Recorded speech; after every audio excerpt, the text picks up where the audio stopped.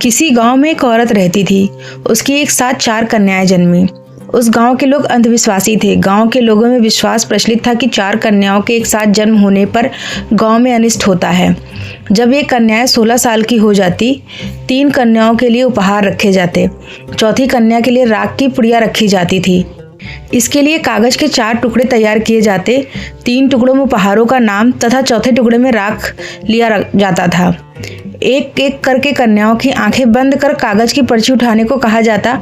कागज की पर्ची में लिखा उपहार कन्याओं को दिया जाता। जिस कन्या के नाम राख की पर्ची आती उसे छरफुकी कहा जाता, उसे भाग्यहीन माना जाता। जब उस औरत की कन्याएं 16 वर्ष की हो गई तो परंपरा के अनुसार 4 कागज की पर्चियां तैयार की गई। एक पर्ची में मोती की माला, दूसरी में चांदी के फूलों का हार तथा तीसरी में सोने का शीश फूल लिखा गया। चौथी पर्ची में राख लिया गया था। बारी बारी से आंखें बंद कर चारों बहनों ने पर्चियां उठाई। एक बहन के भाग में मोती की माला, दूसरी के भाग में चांदी का फूलों का हार तथा तीसरी के भाग में सोने का शीश फूल आया। चौथी बहन के भाग में राख वाली पर्ची आई। उसे छरफुकी कन्या घोषित किया गया। चौथी बहन के छरफुकी घोषित होने के बाद तीनों बहनें अपने को श्रेष्ठ समझने लगी। वे तीनों छरफुकी कन्या को बात बात पर नीचा दिखाती रहती। एक बार उन कन्याओं की माँ ने चारों बेटियों से कहा, जंगल से घास लेने जाओ। चारों बहनें घास लेने चली गई। छरफुकी बहन तीनों के पीछे पीछे चली गई। उसे जंगल में भूख लगी। उसने किनगोड़ की झाड़ी से एक टहनी तोड़ी और खाने लगी। उसकी बहनों ने उसे देखकर धमकाया, तुम भागहीन कन्या हो, किनगोड़ की यह टहनी हमें दो, हम खाएंगे किनगोड़। उसकी बहन कुछ कहती इससे पहले ही उन्होंने किनगोड़ की टहनी उसके हाथ से छीन ली। जब तीनों बहनें किनगोड़ खाने लगी तो उन्होंने देखा सारे किनगोड़ में कीड़े पड़ गए थे। उन्होंने किनगोड़ की टहनी फेंक दी। वह टहनी छरफुकी कन्या ने उठा दी। उसने खूब किनगोड़ खाए। थोड़ा आगे चलने पर छरफुकी कहीं जाने वाली लड़की ने हिसालू की झिल्ल बेल देखी। उसने बेल की एक टहनी काट दी। अब वह उसके हिसालू खाने लगी। तीनों बहनों ने हिसालू की टहनी उससे छीन ली। वह उस टहनी के हिसालू खाने लग गए। उन हिसालुओं में बहुत सारी चींटियां आ गई। उन्होंने हिसालू की टहनी को फेंक दिया।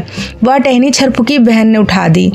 उसके हाथ पकड़ते ही सारी चींटियां हिसालुओं से गायब हो गई और शाम को चारों बहन घास लेकर घर पहुंची। दूसरे दिन चारों बहनें लकड़ी लेने जंगल चली गई। जंगल में उन्हें दूर एक महल दिखाई दिया।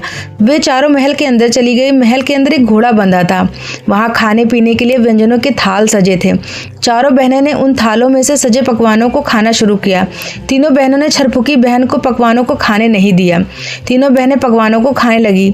छरफुकी बहन वहां से उठकर चली गई। महल के अंदर वह दूसरे कक्ष में गई।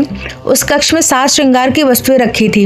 अच्छे अच्छे वस्त्र रखे थे। छरफुकी बहन ने उन कपड़ों को पहन लिया। वहां सोने की एक जूती भी रखी हुई थी। वह उसके पैरों में ठीक आ गई। छरफुकी बहन श्रृंगार कक्ष से बाहर आई तो आगे एक विशाल सभागार देखा। वहां पर उत्सव जैसा माहौल था।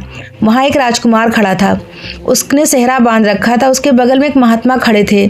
छरफुकी लड़की को देखकर महात्मा उस राजकुमार से बोले, राजकुमार अच्छत, देखो वह तुम्हारी दुल्हन आ रही है।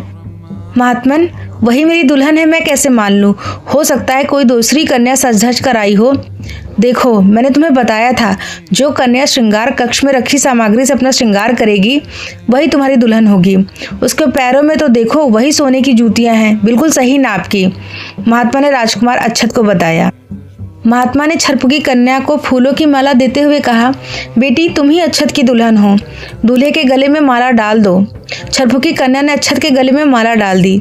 थोड़ी देर बाद उसकी तीनों बहनें भी वहां पहुंच गई और उनकी शादी भी राजकुमार के नौकर से हो गई। अगर आपको कहानी पसंद आई हो तो प्लीज़ वीडियो को लाइक, शेयर एंड सब्सक्राइब कर दें। Thank you so much.